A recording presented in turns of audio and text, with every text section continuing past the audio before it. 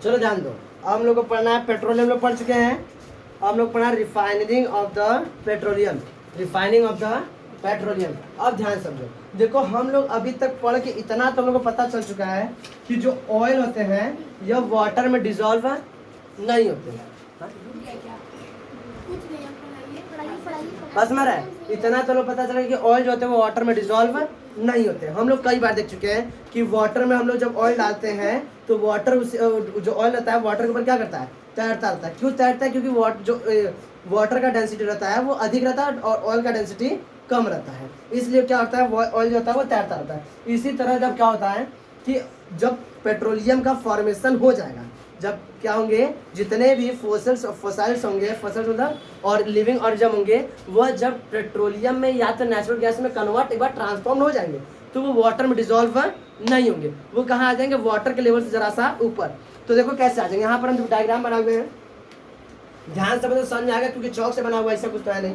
देखो नीचे ये क्या है, इसको बोलते हैं रिजर्वायर रॉक। क्या बोलते हैं? Reservoir rock. आर से क्या होगा? Reservoir rock. नीचे क्या भाई रॉक ना होगा, कहीं ना कहीं जमीन होगा, तो यहाँ पर क्या रिजर्वायर रॉक। रिजर्वायर रॉक के ऊपर क्या होगा? वाटर होगा। ये क्या है?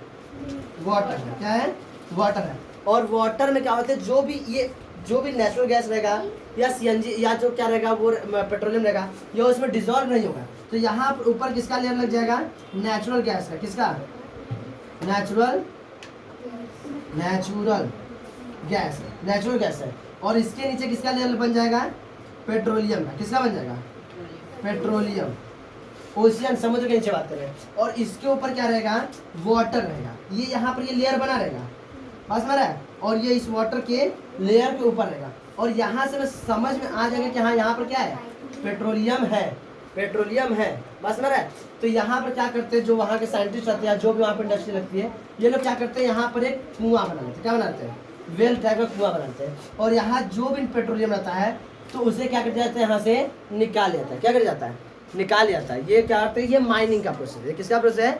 माइनिंग का। तो कैसे हम लोग पेट्रोलियम जो रिसोर्स है, ये पेट्रोलियम रिसोर्स कहलाएगा, पेट्रोलियम रिसोर्स है, नेचुरल गैस रिसोर्स है, इसको कैसे हम लोग क्या करते हैं, वहां से माइन करके निकालते हैं। तो ये रहा प्रोसेस, कैसे निकालते हैं। अब लेकिन हम लोग को क्या पढ़ना है कि कैसे रिफाइनरी किया जाता है, कैसे रिफाइनरी, बात में कैसे निकालते हैं। हाँ जी, निकालने वाला प्रोसेस समझ आया। हम लोग समझते हैं कैसे इसको रिफाइन किया जाता है। रिफाइन का मतलब होता है, देखो फाइन का मतलब होता है अच्छा, री मतलब होता है दोबारा, यानी उसको दोबारा एक अच्छे, एक तो पेट्रोलियम तो पहले से अच्छा है भाई, वो नेचुरल सब्सटेंस, जैसे आप कहोगे पेड़, तो पेड़ अच्छा है, लेकिन उसको रिफाइन करके उनका बेंच बना दिए तो ये रिफाइन है। क्या है? मतलब उसको क्या कर दिया, फिर से दोबारा उसको क्या कर दिया, अच्छा कर देगा। पेड़ पहले से अच्छा था, जब मर गया तो उसको दोबारा से अच्छा कर दिया गया और अच्छा हो गया। इससे अच्छा यूज हो सकता है? नहीं हो सकता है। इसी तरह क्या है, पेट्रोलियम पहले वो थे लिविंग ऑर्गेनिज्म थे, जिंदा थे तो बढ़िया था, चलो काम करा था, मर गया तभी काम कर रहा है, क्या कर रहा है, पेट्रोलियम में कन्वर्ट हो गया। हम सभी लोग मरेंगे तो एक दिन किस में कन्वर्ट हो जाएंगे, पेट्रोलियम में। बस बसरते हम लोग को जलाया ना जाए तो। अब ऐसा नहीं कि हम बोलते हैं नहीं अब किसी को जलाना नहीं है, ऐसा नहीं, मतलब ऐसा होता है। लिविंग ऑर्गेनिज्म मर के क्या हो जाते हैं, रिफाइनरी में पेट्रोलियम में कन्वर्ट हो जाते हैं। बस मेरा अब देखो ध्यान से, तो क्या इसको एक बार माइनिंग करके निकाल दिया जाएगा, वहाँ से क्या कुआं बना के निकाल दिया। अब होगा क्या, तो क्या बताएं, जो पेट्रोलियम जो होता है, जो पेट्रोलियम होता है, it is a mixture of the petroleum gas. यह किसका मिक्सचर होता है, पेट्रोलियम गैस का, नेचुरल गैस, पेट्रोल का, डीजल का, पैराफिन वैक्स का है, और क्या है, लुब्रिकेंट्स है। लुब्रिकेंट तुम लोग सुने होंगे, मोबिल ओबिल, ये सब का क्या होता है, मिक्सचर होता है। पेट्रोलियम क्या होता है, petroleum is the mixture of the natural gas, जिसे हम पेट्रोलियम गैस बोलेंगे, पेट्रोल, डीजल, पैराफिन वैक्स और द लुब्रिकेंट, इन सभी का क्या होता है, पेट्रोलियम मिक्सचर होता है। इन्हीं सब को अगर हम लोग अलग अलग करेंगे, पेट्रोलियम, पेट्रोल को अलग कर दिए, डीजल को अलग कर दिए, पैराफिन वैक्स को अलग कर दिए, लुब्रिकेंट्स को अलग कर दिए, नेचुरल गैस को अलग कर दिए, इस तरह से हम लोग सब लोग क्या कर देंगे, अलग अलग कर देंगे, तो यही प्रोसेस क्या कहलाएगा, रिफाइनरी। क्या कहलाएगा, रिफाइनरी। बात सुना रहे, तो क्या बताओगे कि the process of the separating the constituents is known as the refining. वह प्रोसेस के अंदर हम क्या करते हैं, जो भी कॉन्स्टिट्यूएंट पेट्रोलियम में डिजोल्व है, जो भी कॉन्स्टिट्यूएंट पेट्रोलियम में डिजोल्व है, उन सभी को अलग अलग क्या कर देंगे, सेपरेट कर देंगे। This process known as the refining. क्या बोलेंगे, रिफाइनिंग। यह प्रोसेस ऐसा नहीं कि कहीं पर बैठ के छन्नी लेके एकदम पगड़ी उड़ी बांध के लगे हम अलग अलग कर रहे हैं, ऐसा नहीं। उसको एक बकायदा क्या चाहिए, लैब, मतलब लेबोरेटरी टाइप का इंडस्ट्री चाहिए। क्या चाहिए, इंडस्ट्री। ऐसा नहीं घर बैठ के लगे छन्नी लेके हम क्या कर रहे हैं, पेट्रोल में से डीजल अलग कर रहे हैं, ऐसा नहीं कर सकते।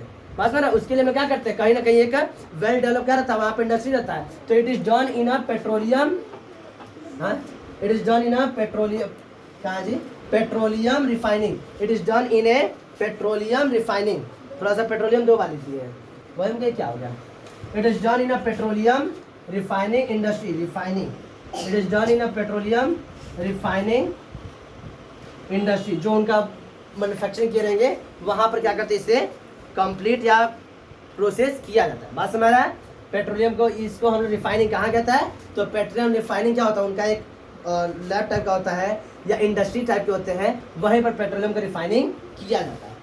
कैसे किया जाता है समझ आया, बात समझ रहा है, और इसका प्रोसेस जो होता है वो इंडस्ट्री जो है वो तो इंडस्ट्रियल में है, हम लोग को जो पढ़ना था वो इतना हम लोग का टॉपिक रहा। इसमें किसी को डाउट, कैसे हम लोग कुएं से बाहर निकालते हैं, ये हुआ, रिफाइनिंग क्या होता है ये समझ में आया, इसको कहाँ करते हैं ये समझ में आया, उसमें कौन कौन से कॉन्स्टेंट आता है ये याद रखना, एमसीक्यू में बन के आता है कि पेट्रोलियम कौन कौन से कॉन्स्टेंट याद रखना, नेचुरल गैस है यानी पेट्रोलियम गैस है, और पेट्रोल है, डीजल है, पैराफिन वैक्स है, और ये क्या है, लुब्रिकेंट्स है, these are the constituent of the petroleum. इसमें किसी को डाउट, कोई समस्या, आगे बढ़े। नेक्स्ट हमारा टॉपिक क्या है, नेक्स्ट हमारा है नेचुरल गैस, नेक्स्ट हमारा टॉपिक क्या है, नेचुरल गैस, इसको लिखो इसको फटाफट, जाओ हो गया, चलो स्टार्ट करो, ध्यान समझो। देखो ये तुम लोग का इंपॉर्टेंट पॉइंट है पेट्रोलियम, इसको स्टार बना के लिख लेना। क्या बताओगे, पूरे वर्ल्ड में सबसे पहले जो ऑयल का वेल यानी कुआं कहाँ पे ड्रिल किया गया था, तो यूएसए में, उसका जगह, उस जगह का नाम है, यूएसए में है, और जगह नाम है पेंसिल्वेनिया, क्या नाम है, Pennsylvania. The first well of the petroleum was drilled in the USA, जिस जगह का नाम है Pennsylvania, in the year of the 1859। कौन से ईयर में ड्रिल किया गया था, 1859 में। उसके लगभग 6 सालों बाद, उसके लगभग 6 सालों बाद कब हुआ था, 1859 में ना, 6 साल और कितना आएगा, 1867, यही ना आएगा 1867। अच्छा कौन साल, 8 साल हो गया क्या जी, 1867 में कब किया गया था, 1867 में कहाँ पे ड्रिल किया गया था, क्या बताओगे, इन इंडिया, ये तो पूरा वर्ल्ड का, लेकिन in India the first oil well was drilled in the Assam, उस जगह का नाम था मुकुम, और उस पर्टिकुलर जगह का नाम रखा गया, अब रखा गया है डिगबोई। क्या नाम है उसका, डिगबोई। देखो डिगबोई का अगर तुम स्पेलिंग देखो, उसका नाम है इसलिए पड़ा कि वहाँ पे पेट्रोल खोजा गया है।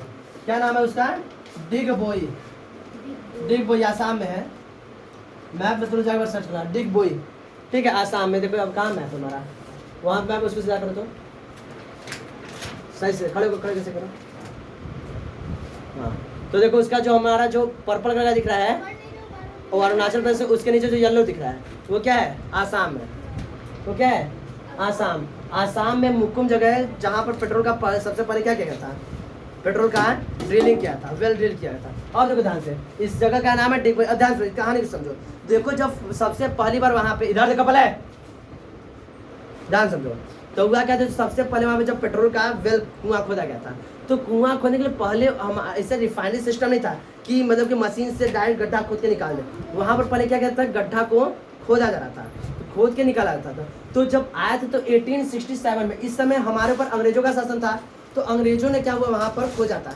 तो हुआ कहते जब अंग्रेज खोज रहे थे, तो अंग्रेज, अब अंग्रेज जब खोजेंगे तो अंग्रेज थोड़ी ना गड्ढा खोदेंगे, वह किसी व्यक्ति से खोजवाते थे, तो व्यक्ति से करे तो खोदो, तो वो लोग हिंदी नहीं बोलते खोदो, वो इंग्लिश बोलते थे। तो डिग मतलब होता है खोदना, और बॉय मतलब लड़का, तो बोलते डिग बॉय, डिग बॉय, बोले क्या बोलते, डिग बॉय, डिग बॉय मतलब लड़के खोदो, खोदो, तो डिग बॉय करते थे। तो डिग बॉय करते उन लोग, अब वहाँ के भारतीय क्या पता है कि अंग्रेजी में करा खोदो बच्चों, खोदो बच्चों, लेकिन वो कह तो उनको समझना कि इस जगह का नाम है डिग बॉय, तो उसी जगह का नाम क्या पड़ गया, डिग बॉय। वो लोग बोले थे डिग बॉय और नाम पड़ गया डिग बॉय, इसलिए इस जगह का क्या नाम रखा गया है, डिग बॉय। तो पेट्रोलियम का जो सबसे पहला कहाँ पे कुआं खोदा गया है, डिग बॉय में, कहाँ पर, डिग बॉय में, वो उसी से नाम पड़ा हुआ है, जो कहाँ पर है, आसाम में। उस जगह का बड़े से एरिया का नाम है मुकुम। कब खोदा गया था, 1867 में। पता है डिग बॉय कैसे नाम पड़ा, इस तरह, इसको लिख लो।